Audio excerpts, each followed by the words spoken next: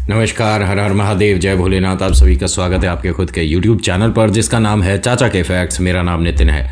मैं यहाँ से फैक्ट्स, ईश्वर से जुड़े चमत्कार, रोचक पौराणिक कथाएं और तीसरी शक्ति के प्रकोप के बारे में बात करता हूँ। कहानी के माध्यम से समझाता बताता हूँ। अगर आपके पास भी कोई ऐसा अनुभव है जो आप हम तक लाना चाहते हैं तो मुझे मैसेज करिएगा, Facebook, WhatsApp, Insta, comment section, कहीं भी।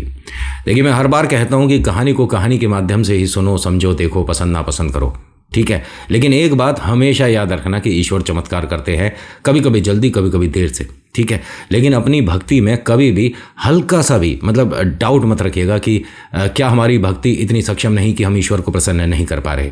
तो ये सब मन से ना बेकार की बातें हटा दो। ईश्वर चमत्कार नहीं करते, बिल्कुल करते हैं, 100% करते हैं। और जो ईश्वर करते हैं वो भले के लिए होता है। कहानी के माध्यम से समझाने की कोशिश करूंगा कि मैं आखिर कहना क्या चाहता हूं। अभी फिलहाल चैनल का इंट्रो, फिर उसके बाद आकर कहानी शुरू करूंगा। कहीं मत जाइएगा, पूरी कहानी सुनिएगा। हर हर महादेव।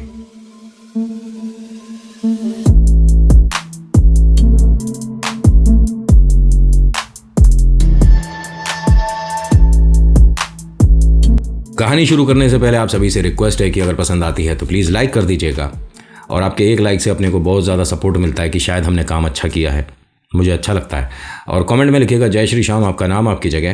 पहली बार आए हैं और इस तरह की और कहानियां देखना सुनना चाहते हैं जो कि आप ही लोग मुझे भेजते हो तो सब्सक्राइब ज़रूर करिएगा। इस तरह की कहानियां मैं अक्सर लाता रहता हूं। कहानी अलीगढ़ से आ रही है। दो भाइयों की कहानी है। दोनों मैच्योर हैं, दोनों एक अच्छी जॉब पर हैं। पिता एक अच्छा व्यापार चलाते हैं, इनका दुकान है अच्छी खासी मार्केट में और नाम है, सब कुछ अच्छा है। मिडिल क्लास फैमिली से हल्का सा एक स्टेप ऊपर है, पैसे की कोई समस्या है नहीं। दोनों शादीशुदा हैं और कमाल की बात यह कि दोनों की जो धर्मपत्नी है वो भी आपस में मिलनसार है। यहाँ पर देवरानी जेठानी वाला हिसाब किताब नहीं, ये बड़ी बहन और छोटी बहन जैसी बात है। माता पिता यानी सास ससुर जो हैं ये भी अपनी बहुओं को ज़्यादा प्यार करते हैं अपने बेटों से। बेटे की बात तो सुनी अनसुनी कर दी जाती है, लेकिन जो बहू ने कहा उस बात को सुना जाता है, समझा जाता है और उसको इम्प्लीमेंट किया जाता है। जीवन में उसे जगह दी जाती है जो वो कहती हैं। बेटों की इज्जत थोड़ी सी कम है।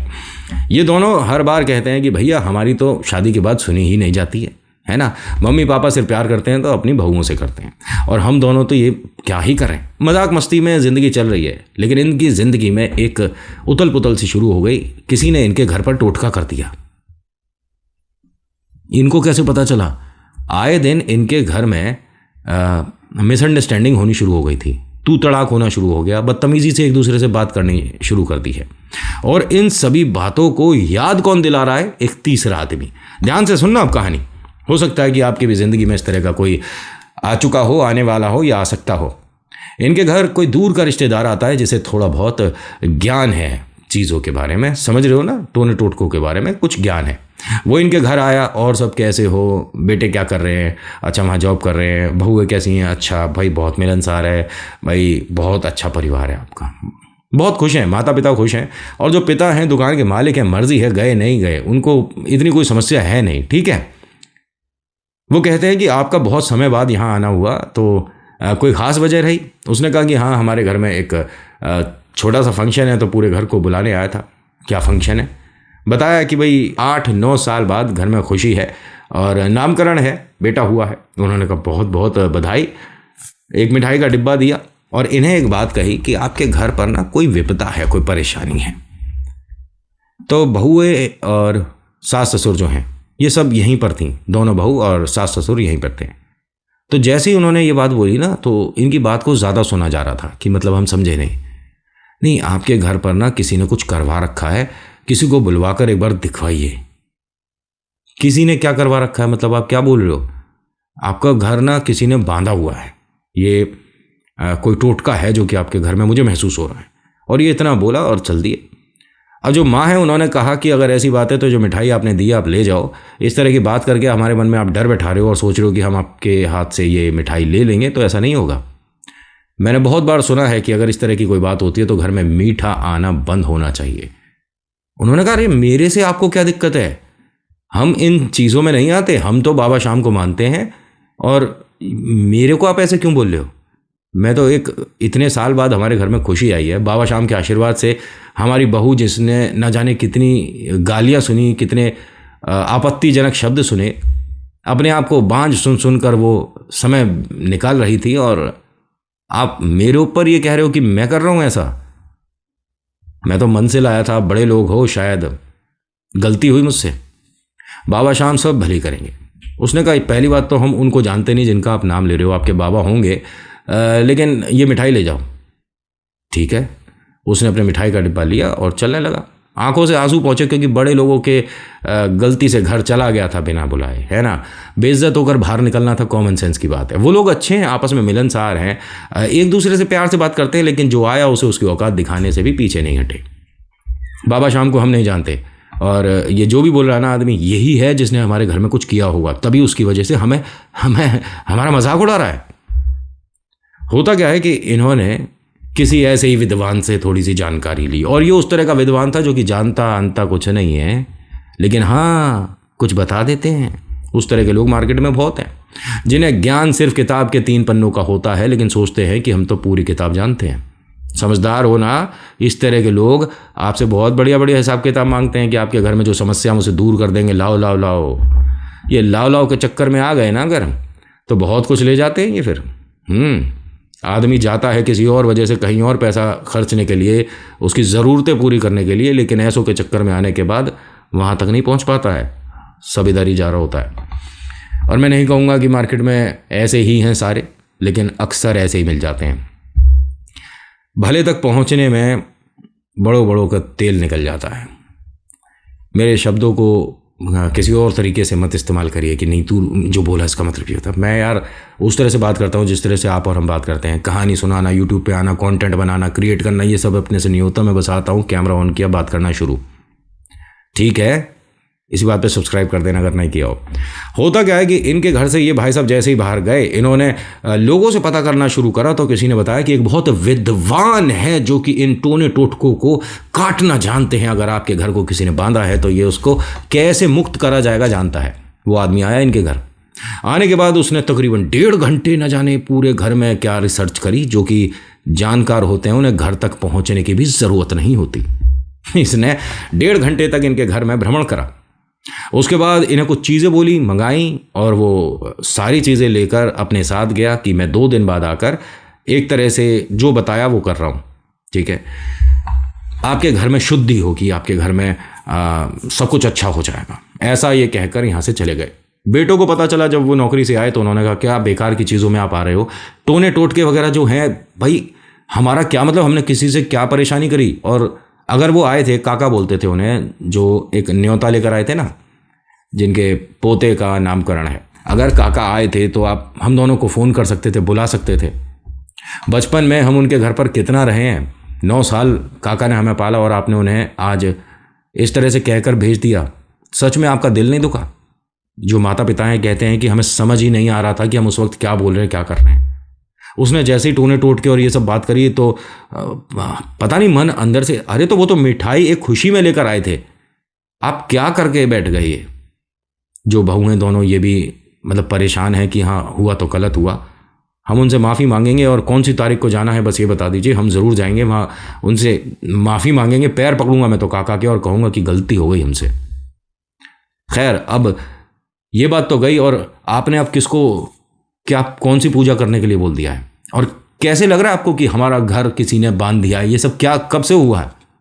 देख बेटा, हमारे घर में आए दिन अब झगड़े हो रहे हैं, तुम दोनों का व्यवहार चिड़चिड़ा। अरे चिड़चिड़ा इसलिए रहता है कि मम्मी काम पेशी वाले हम आदमी हैं, कभी हमारा काम हो पाता है, कभी ऑफिस में उल्टी सीधी सुन लेते हैं, कभी ट्रैफिक की भीड़ की वजह से, कभी कभी मेरा और आपकी बहू का बीच में थोड़ा मिसअंडरस्टैंडिंग हो जाता है। अरे ये तो गृहस्थी है, और इसमें ये घर बांध दिया, कहाँ से आई बात। इसने कहा नहीं, उसने किसी बाबा शाम का भी नाम लिया था, कोई खाटू शाम करके बाबा है, और मुझे ऐसा लगता है कि टोने टोट के शायद वहीं से होते हैं। मतलब आपको ऐसा लगता है कि जिनका उन्होंने नाम लिया वो टोटके करते हैं। हाँ हो सकता है, मैं तो देख आज तक नहीं सुना ये नाम। और तूने सुना है? तूने अब सबसे पूछा, किसी को नहीं पता था बाबा शाम कौन है। हाँ तो इनके बारे में पता करो। अरे एक बार छोटा सा गूगल करके देख लेता, पता पड़ जाती कौन है बाबा शाम, और हमसे पूछ लेते। और कोई बात नहीं, बाहर जाकर एक बार तेजी से बोल देते जय श्री श्याम, भीड़ में से एक आध आवाज तो आई जाती, पलट के जय श्री श्याम, उसी से पूछ लेते कौन है बाबा शाम। क्या समझ रहे हैं ये बाबा को? गलत फहमी है। अब हो जाती है, इंसान है, इंसान की सोच का क्या ही करें।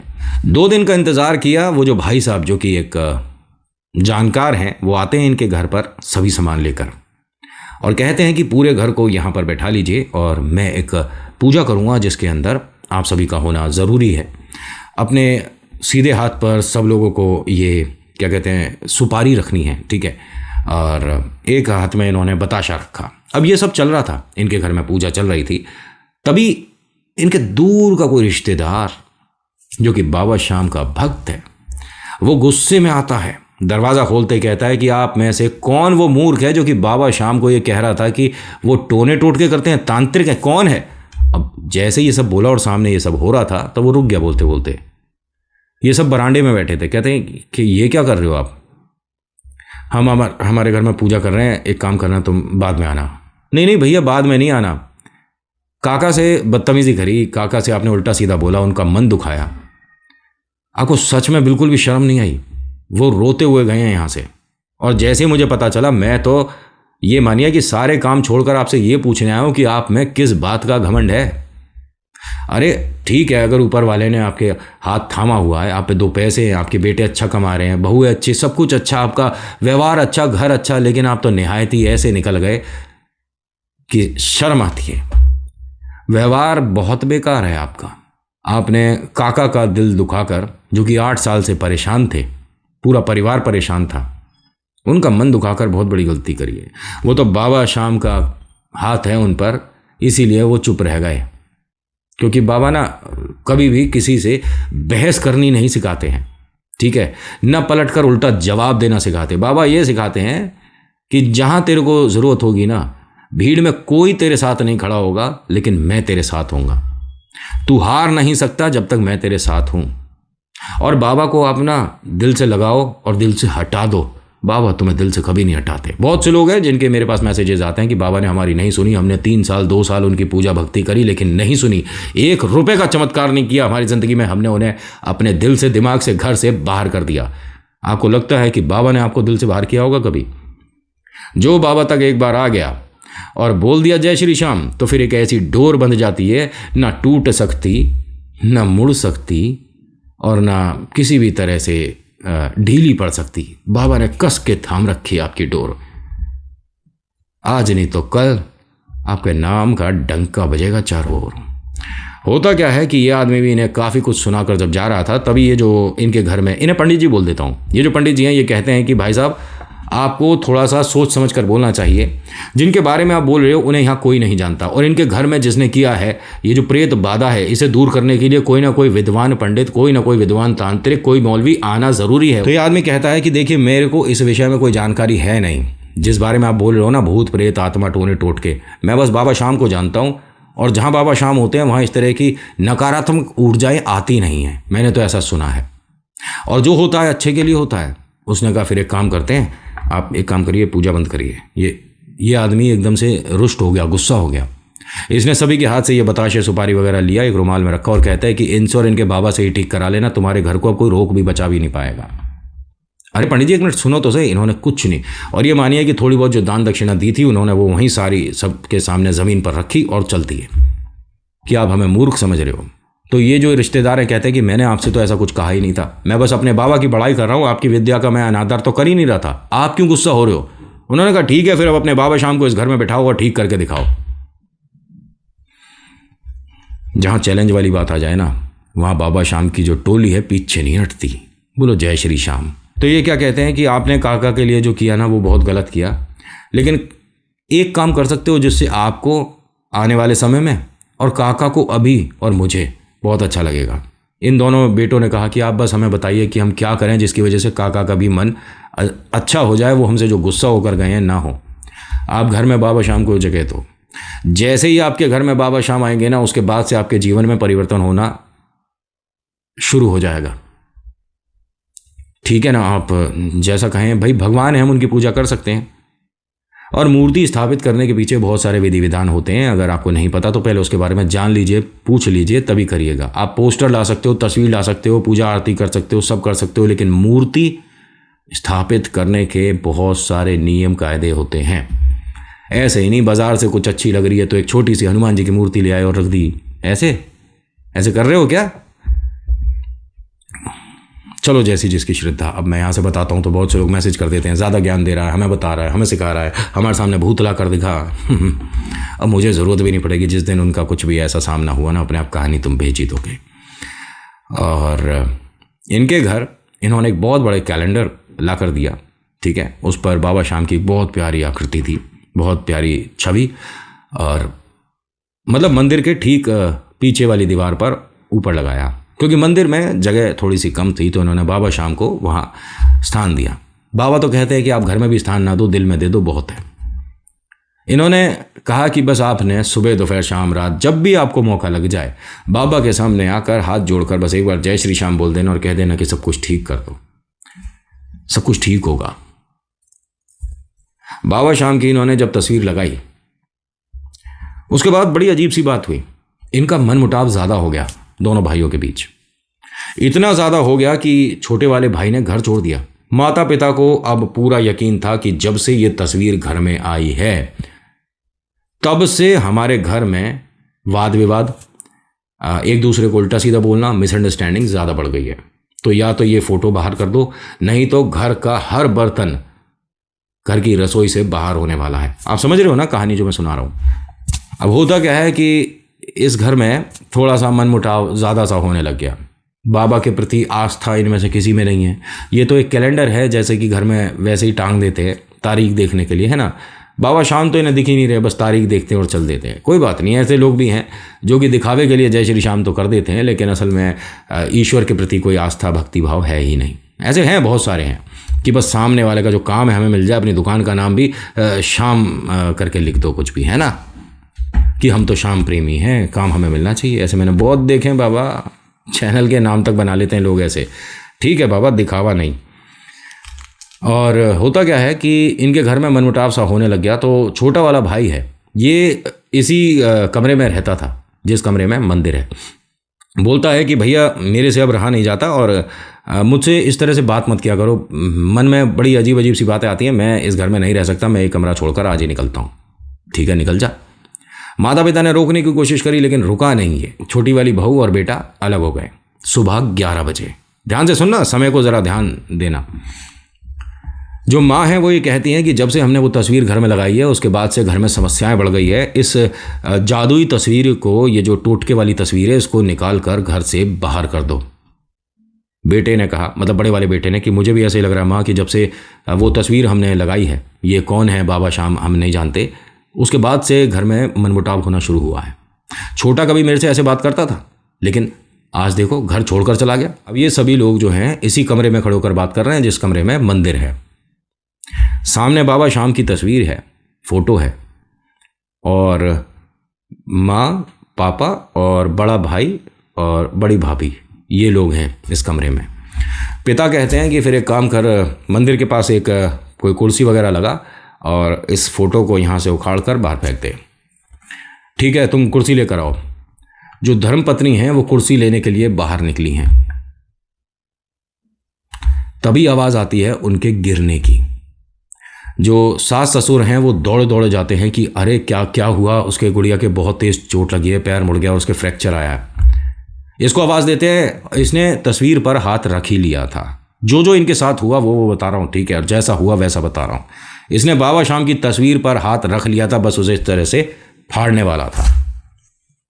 तभी माँ पिता की आवाज़ आती है और वो कहते हैं कि अरे इसके थोड़ा दर्द ज़्यादा हो रहा है, वो फोटो वगैरह बाद में करते रहेंगे, तू जल्दी से आ और कोई टैक्सी लेकर चलते हैं हॉस्पिटल। अच्छा आ रहा हूँ। और चलते चलते कहता है कि आकर देखता हूँ। बाबा शाम को बोल रहा था कि आकर देखता हूँ। ये कमरे से बाहर निकला है, अपनी धर्मपत्नी को ये उठाता है, तभी धड़ाम की आवाज़ आती है। जिस कमरे में ये खड़े हुए थे ना चारों जने, उस कमरे से कहते हैं कि नितिन भाई हमारी आस्था उसी दिन से बढ़ गई थी